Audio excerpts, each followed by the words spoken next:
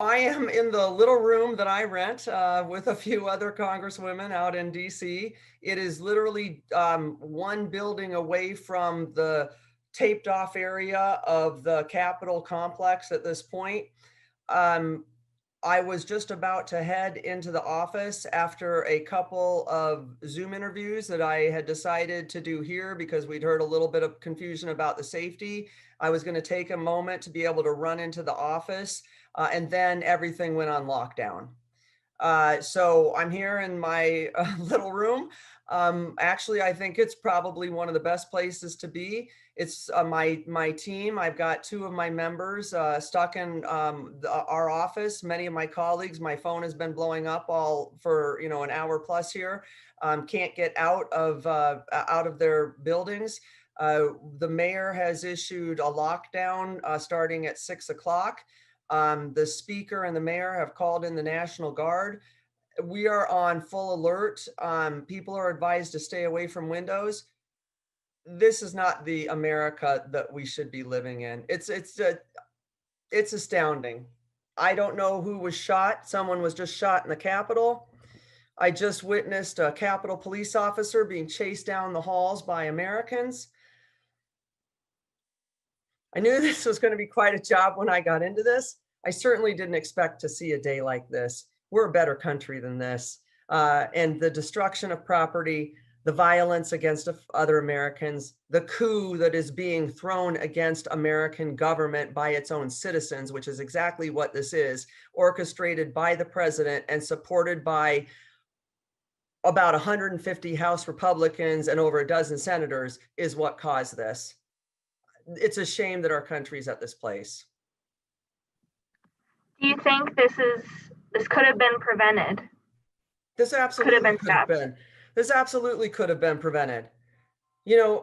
When the president called for the Proud Boys to stand down, but stand by in one of his last debates with our duly elected next president, Joe Biden, he sent a very clear signal to this country to fight. And that word was used over and over when the president addressed this crowd earlier today. He wants them to fight, physically fight against the people in this country. Yes, this could have been prevented. This was caused by a president who was elected, who only cares about himself, who does not care about the welfare of the people in this country, or he would not be doing this. He's sitting somewhere safe while somebody's bloodied in the Capitol, while hardworking Capitol police officers who are just trying to do their job and get home safely are being chased down by armed citizens, while elected officials who came out here to start a new term to actually do something for the American people. We've sat here for a week doing nothing.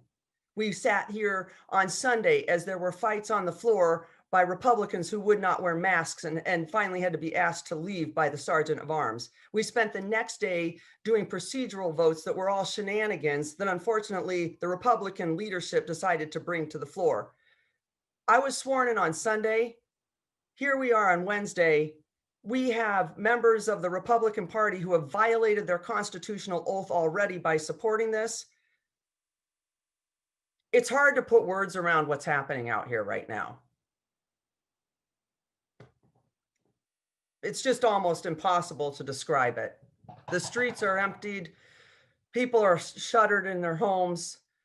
Violence is ensuing.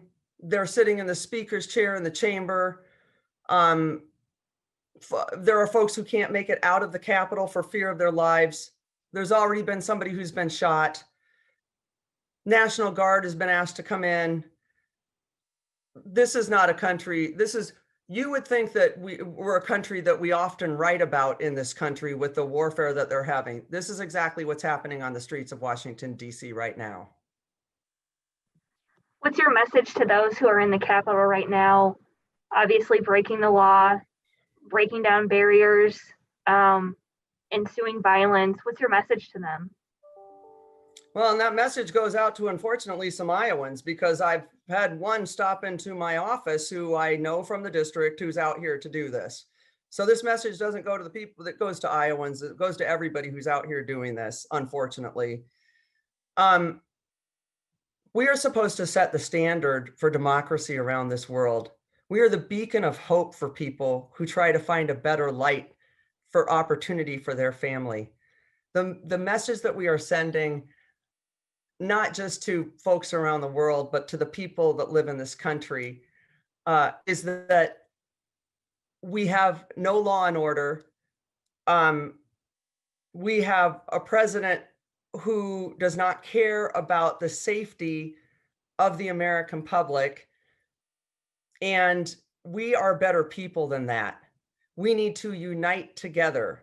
What we're seeing today, based on what is essentially supposed to be almost a procedural part of electing a president, we never see anything like this. President-elect Biden and Vice President-elect Harris won that election fair and square. This should be just standard operating procedures, as it has been for presidents for decades.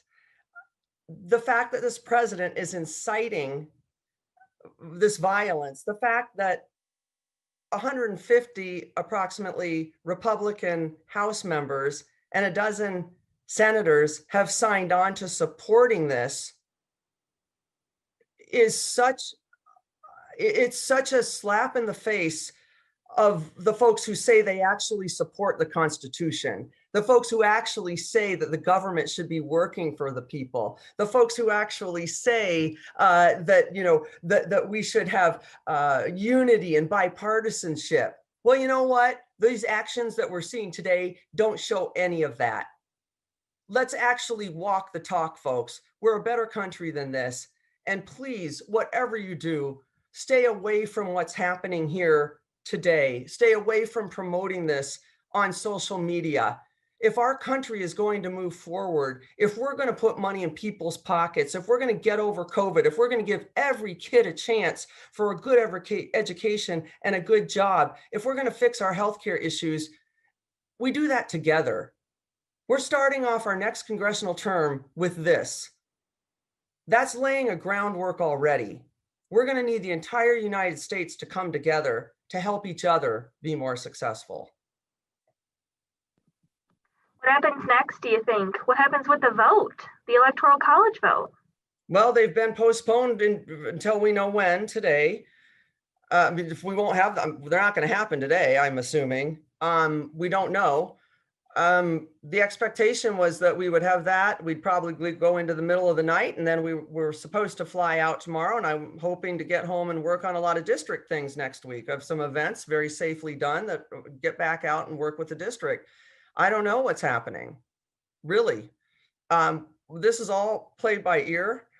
The highest of our leaders are literally, they are in safe places. That the biggest concern right now is just making sure that that the members of the congressional body and not just that, but our workers, my team is, I was on my way as they called to my office as they called the shutdown. My team is stuck in our office. We have evacuated our offices in Iowa just to be on the safe side. I don't want any of my team members who are trying to serve the people in our district to be in harm's way. And so we don't know. We really don't